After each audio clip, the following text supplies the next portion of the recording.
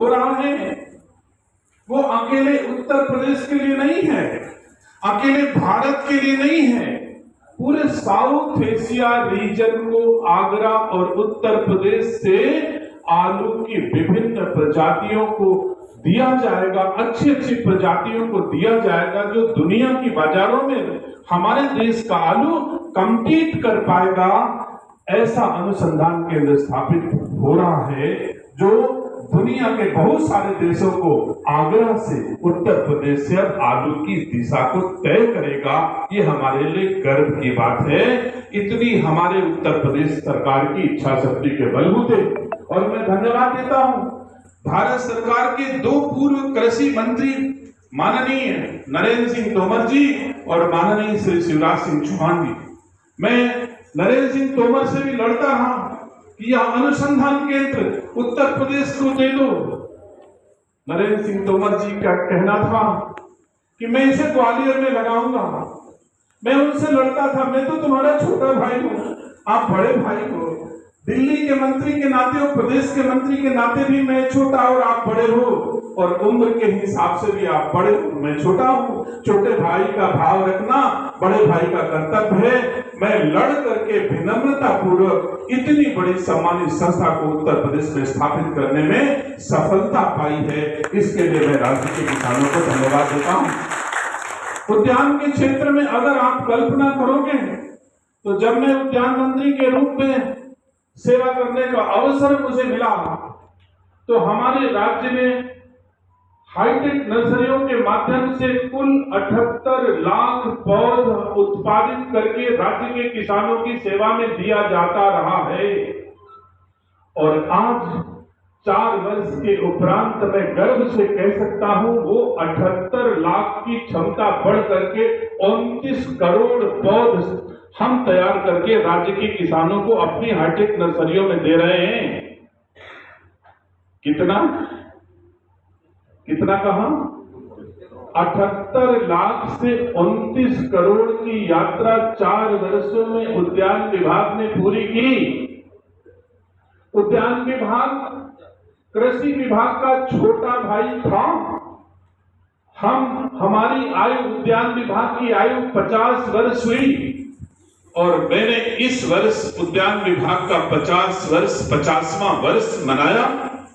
और 50वें वर्ष में मैंने निर्णय लिया कि उत्तर प्रदेश के हर मंडलों में जैसे कृषि विपणन गोष्ठी अथवा कृषि गोष्ठियां होती हैं, अब हमारे उद्यान विभाग के भी हर मंडल में कृषि की तर्ज पर ही गोष्ठियां होती हैं और हम किसानों का मार्गदर्शन करते हैं, उनका सहयोग करते हैं। हर मंडलों में जाकर के हम राज्य में अच्छी खेती करने के प्रयास भी कर रहे हैं, जिसके क्रम में आज centre of excellence for flowers आप बाराबंकी में स्थापित हो रहा है। फूलों की खेती के लिए सेंटर ऑफ एक्सीलेंस बाराबंकी में स्थापित हो रहा है। ये बड़ी उपलब्धि है। फूलों की खेती सामान्य बात नहीं है। बाबा विश्वनाथ का मंदिर हो या भगवान श्री राम का या मथुरा वृंदावन हो या हमारे सनातन धर्म की संस्कृति में हिंदू भाइयों की शादियों में खर्च होने वाले फूल की अगर आप तुलना करोगे तो खाने से जितना धान गेहूं हम खाते हैं उससे कम फूलों का उपयोग भी हम नहीं करते हैं। अगर हम बाबा विश्वनाथ की नगरी काशी विश्वनाथ में सवेरे देखें तो 5, 7, 10 ट्रक फूल पश्चिम बंगाल से आता है।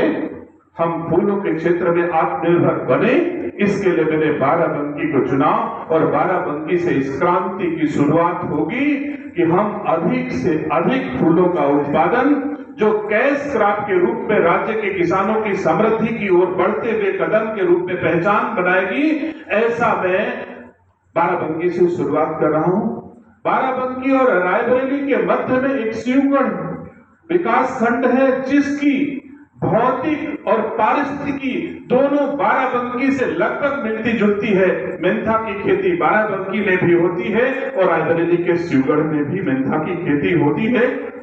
ऐसे ही हमने वहां पर सेंटर ऑफ एक्सीलेंस शिवगढ़ में, क्योंकि भूमि हमारे उद्यान विभाग की स्वयं के स्वामित्व की शिवगढ़ में उपलब्ध थी, इसलिए मैंने centre of excellence for Honey मधुमक्खी पालन का सेंटर ऑफ एक्सीलेंस मैंने भारत सरकार से लाकर के शिवगढ़ में स्थापित किया। ये छोटे छोटे कदमों से उद्यान विभाग ने बड़ी दूरी तय की है। ये हनी का सेंटर ऑफ एक्सीलेंस सामान्य बात नहीं है। अगर एक मजदूर जो दिन भर में 300-400 रुपए कमाता होगा, उसकी पत्नी दिन भर अपना पूरा घर का काम करके और 5 डिब्बे भी 5 बक्से भी अगर मधुमक्खी के कहीं रख लेती है, तो उस 300-400 रुपए कमाने वाले मजदूर से ज्यादा आमदनी घर की महिला की भी हो सकती है। इस उद्देश्य से मधुमक्खी पालन का बड़ा काम भारत सरकार के सहयोग से उत्तर प्रदेश सरकार करने जा रही है। सम्मानित साथियों, मधुमक्खी पालन के बारे में किसानों को समझना आवश्यक है और मधुमक्खी पालकों को भी समझना आवश्यक है। मधुमक्खी पालन करने के लिए किसी को भूमि होना आवश्यक नहीं है कि उसके स्वामित्व में इतनी भूमि होनी चाहिए। वो किसी की खेत के मेड़ पर अपने बक्से रख सकता है, रख सकती है।